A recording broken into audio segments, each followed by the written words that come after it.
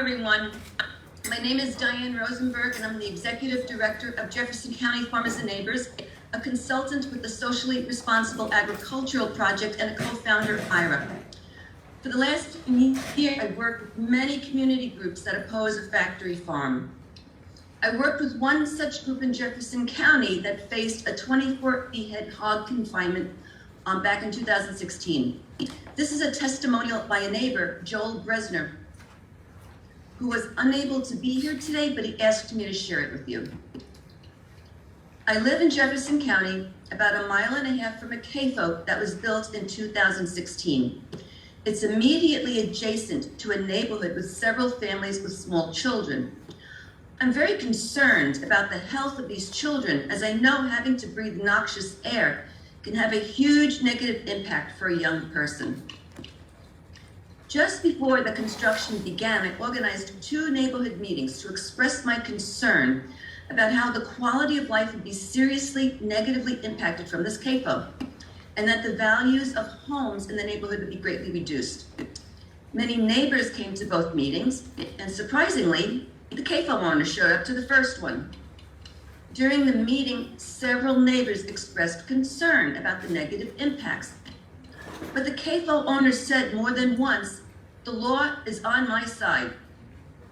One neighbor said, "That may be true, but it doesn't make it right." The owner offered to give us a tour of another CAFO he managed about 10 miles away, and he owned it.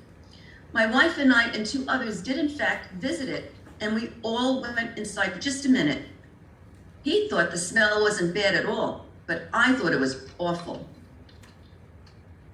I am aware of the many problems with having a CAFO in the residential area, but the main one for me is the smell.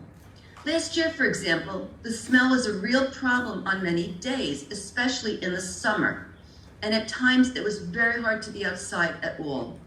My wife and I seriously discussed moving out of Iowa, and we made some inquiries into buying property.